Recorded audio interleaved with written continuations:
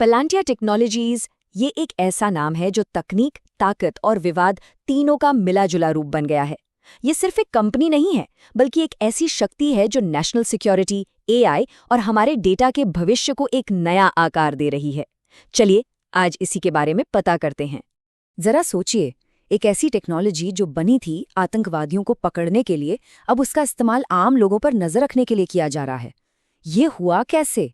यही सवाल पैलेंटियर की कहानी के बिल्कुल सेंटर में है और आज हम इसी की पड़ताल करने वाले हैं। तो भाई, इस पूरी पहेली को समझने के लिए हमें एकदम शुरुआत में जाना होगा। चलिए, समय में थोड़ा पीछे चलते हैं, 9/11 हमलों के ठीक बाद के दौर में, जब दुनिया हमेशा के लिए बदल गई थी और एक नई तरह के समाधान की सख्त ज़रूरत महसूस हुई। देखिए, 9/11 ने ना एक बहुत ही खतरनाक सच्चाई सबके सामने ला दी थी। इंटेलिजेंस एजेंसियां आपस में बात ही नहीं कर रही थीं।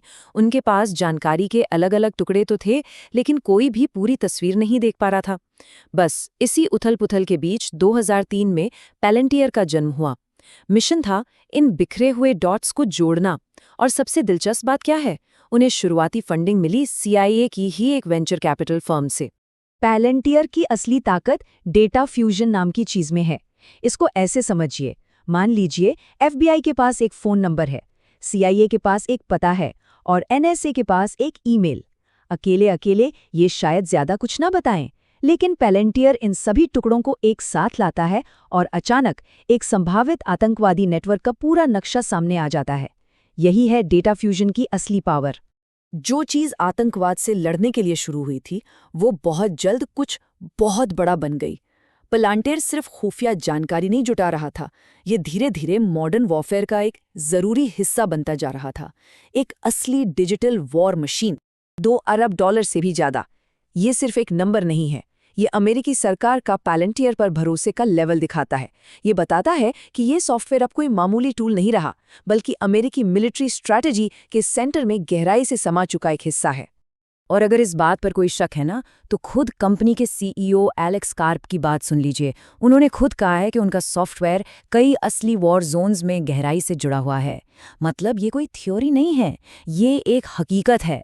पैलेंटियर के कोड से असली दुनिया में जिंदगी और मौत के फैसले लिए जा रहे हैं।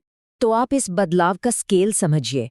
एक टूल जो आतंकवादियों के नेटवर्क का पता लगाने के लिए बना था, वो पूरी सेना के लिए एक तरह से डिजिटल नर्व सेंटर बन गया है।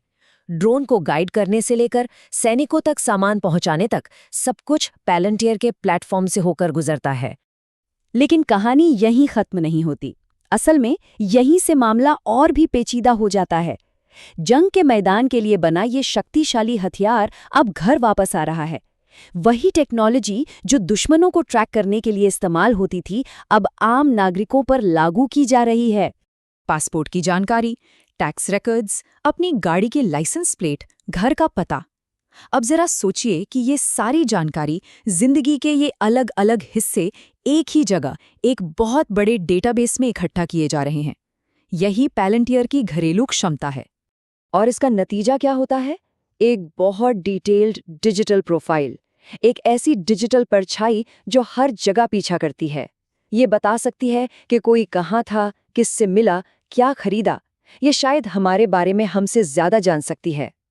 और यहीं पर वो लाइन धुंधली होनी शुरू हो जाती है जो सुरक्षा और निगरानी के बीच है। और यही हमें इस कहानी के सबसे बड़े सवाल पर ले आता है। हम जो देख रहे हैं वो बढ़ी हुई सुरक्षा है या फिर बड़े पैमाने पर की जा रही निगरानी? ये एक ऐसी नैतिक दुविधा है जिससे हम सबको जूझना होगा। एक तरफ जो लोग इसे सपोर्ट करते हैं वो कहते हैं कि भाई ये सब कानूनी है। उनका तर्क है कि पैलेंटियर सिर्फ मौजूदा डेटा का इस्तेमाल कर रहा है और हमेशा एक इंसान डिसीजन मेकिंग में शामिल होता है। लेकिन दूसरी तरफ जो लोग इसकी आलोचना करते हैं, उनका मानना है कि ये एक बहुत ही खतरनाक खेल है। उन्हें चिंता है कि सरकारें अपनी निगरानी की ताकत को प्राइवेट कंपनियों को आउटसोर्स कर रही हैं, ऐसे एल्गोरिथम इस्तेमाल कर रही हैं जिन्हें कोई समझ नहीं सकता, और इससे गलत इस्तेमाल का दरवाज़ा खुल रहा है। तो चलिए अब जरा बड़ी तस्वीर देखते हैं। ये मामला सिर्फ पैलेंटियर का नहीं है, ये उससे कहीं ज्यादा बड़ा है। हम सत्ता और शासन के एक बिल्कुल नए मॉडल को उभरते हुए देख रहे हैं जिसकी ताकत AI से आती है। हम एक ऐसी दुनिया में कदम रख रहे हैं जहां सरकार की पारंपरिक ताकत और प्राइवेट AI कंपनियों की तकनीकी ताकत आपस में मिल रही हैं। ये एक हाइब्रिड पावर स्ट्रक्चर बना रहा है, एक ऐसी ताकत जो पहले कभी नहीं थी और जिसके लिए हमारे पास अभी तक कोई रूल बुक भी नहीं है। तो आखिर हम हैं कहाँ? देखिए, सच्चाई हमेशा की तरह कहीं बीच में है। इसमें कोई शक नहीं कि पैलेंटियर ने सरकारों को ज्यादा स्मार्ट और ज्यादा कुशल बनाया है, लेकिन इस एफिशिएंसी की एक कीमत है, और वो कीमत है हमारी प्राइवेसी और डेमोक्रेटिक वैल्यूज के लिए एक संभावित खतरा। और आखिर में ये सब कुछ एक ही सवाल पर आकर टिक जाता है, क्या हम सुरक्षा के बदले अपनी प्राइवेसी का सौदा करने के लिए तैयार हैं? जैसे जैसे एआई हमारे समाज की नींव में और गहरा उतरता जा रहा है, ये सवाल अब सिर्फ थ्योरी का नहीं रहा। ये वो सवाल है जो हमारी पीढ़ी को परिभाषित करेगा, और इसका जवाब ही हमारे भविष्य की दिशा तय करेगा।